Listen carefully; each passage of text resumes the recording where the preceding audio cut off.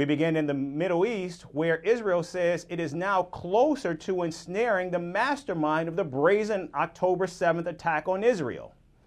The Israeli military released a video that reportedly shows Hamas leader Yahya Sinwar inside a tunnel below Gaza's city of Khan Younis. The IDF says Sinwar was with his wife, children, and brother, Ibrahim Sinwar. Israel says the footage had been captured on a Hamas CCTV camera on October 10th and has been obtained by its military in recent days. The IDF says the video obtained shows Sinwar's escape to one of the safe houses he built in advance. The video is said to be the first images of Sinwar since the war broke out. This evening, we are releasing a footage of the mass murder and mastermind behind the Hamas massacre of October 7th, Yahya Sinwar. This video is one of many that we have obtained since October 7th. Sinwar started a war with Israel, a war that Israel did not seek, a war that has caused immense suffering to Israelis and Palestinians alike. While the people of Gaza are suffering above ground, Sinwar is hiding in tunnels underground underneath them, running like the coward that he is, with one of his wives and children and his brother leading the way.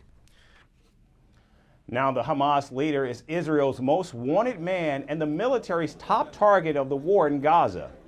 Israel has repeatedly said that it will not stop until Sinwar is captured dead or alive.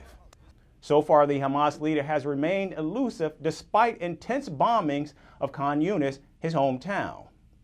Meanwhile, Israel is facing growing international pressure to agree to a ceasefire as it prepares for a ground incursion in Rafah, which is now home to more than 1 million displaced Palestinians. Israeli Prime Minister Benjamin Netanyahu has vowed to defeat Hamas gunmen he says are hiding in the city. In fact, earlier this week, Israel conducted a pre-dawn raid in Rafah and around 100 Palestinians were killed, and the IDF rescued at least 2 hostages. The United Nations warns an attack on Rafah would be devastating and could lead to slaughter. So, my sincere hope is that the negotiations for the release of hostages and some form of cessation of hostilities to be successful, to avoid a all-out offensive over Rafah, where the core of the humanitarian system is located, and that would have devastating consequences. Now, South Africa has urged the UN top court to place more legal pressure on Israel to halt its offensive against Rafah. Pretoria has, in fact, already approached the International Court of Justice. It has lodged a complaint against Israel, alleging that its assault on Gaza amounts to a breach of the Genocide Convention. The ruling on the case is pending. However, the court ordered Israel to take action to protect Palestinian civilians from further harm. The United States is also reviewing reports that Israel harmed civilians in Gaza.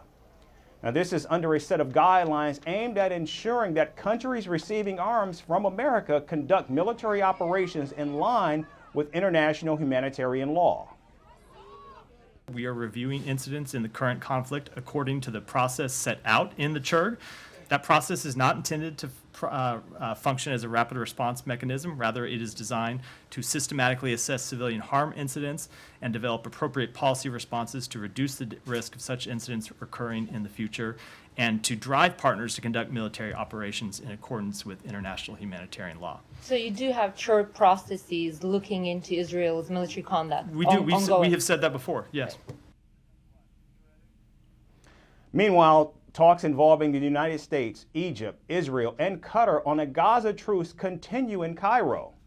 A Hamas delegation heads to the Egyptian capital for a second round of talks after Israeli negotiators held discussions on Tuesday. From impeachments to inaugurations, if it's a political story, we are on the scene.